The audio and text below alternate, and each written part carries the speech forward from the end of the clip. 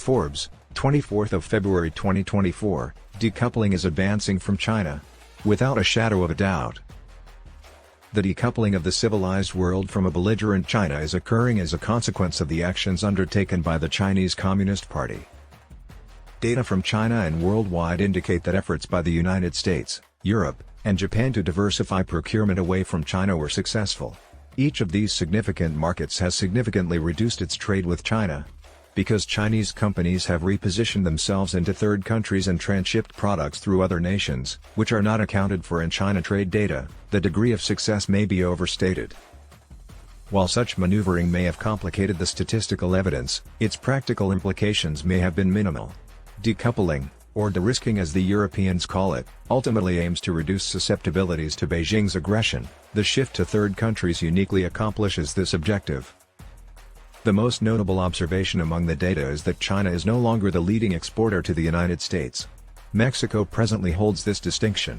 The majority of this shift can be attributed to the autonomous endeavors of American purchasers to broaden their sourcing beyond China, with a particular focus on Mexican origins, Vietnam, and India.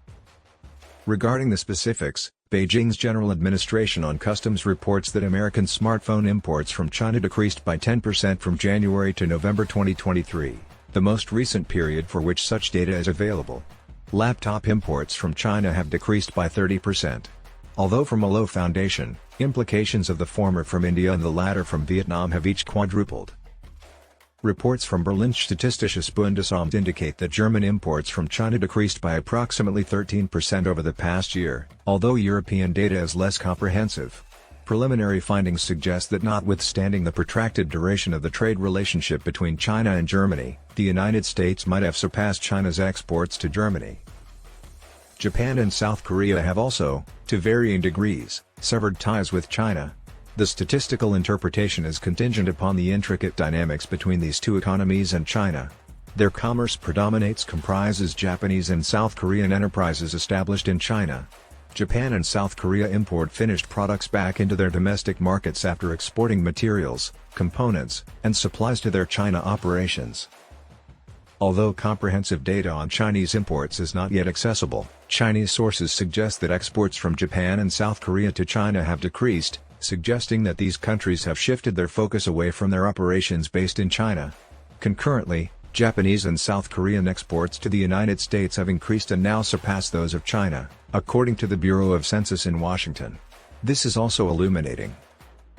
The sole areas in which China's trade has experienced progress are those with economies reliant on agricultural and basic material exports. Therefore, the General Administration on Customs in Beijing has reported an increase in Brazil's trade with China.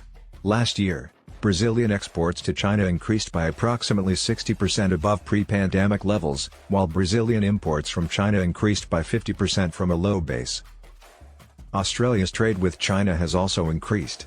Exports to China increased by 17% in 2023 alone. This figure may potentially overstate future potential and instead indicate a resumption of trade activities at pre-2020 levels subsequent to Beijing's removal of punitive tariffs on Australian imports. Russia's trade with China has also increased, primarily importing consumer products and exporting energy.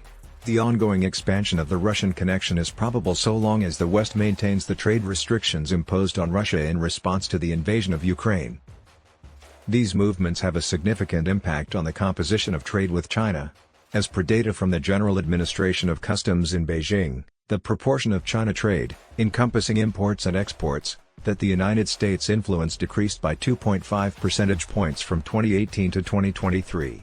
The decline in Japan's proportion is nearly 2 total percentage points, while South Korea's is approximately 1.5 percentage points. The decline in Europe's share is approximately 0.5 percentage points. On the contrary, the share of Russia has increased by 2 percentage points, whereas the shares of Brazil and Australia have each witnessed a rise of half a percentage point. The increase of 2.5 percentage points in the Association of Southeast Asian Nations, ASEAN, share is attributable to the organization's comparatively rapid growth rather than a change in consumer preferences. Although these may appear insignificant, considering the broader context of such accountings, this represents an impressive progress within a relatively brief period. This image, in its entirety, represents a significant degree of decoupling from China on the part of several of the most potent economies in the world. Neither does it appear probable that it will reverse in the near future.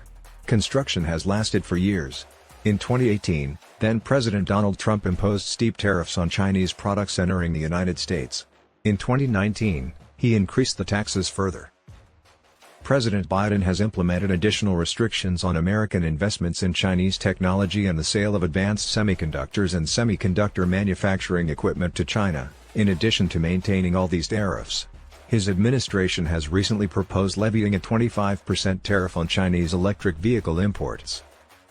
In the interim, Japan has endeavored to spearhead a global initiative to acquire rare earth elements from sources other than China. At the same time, Brussels has implemented measures to penalize China for the proliferation of inexpensive electric vehicles on European markets. Undoubtedly, Chinese commerce will persist in circumventing such restrictions, as it has done since the initial Trump tariffs, by establishing operations in third countries like Vietnam and Mexico or transshipping Chinese products through these nations.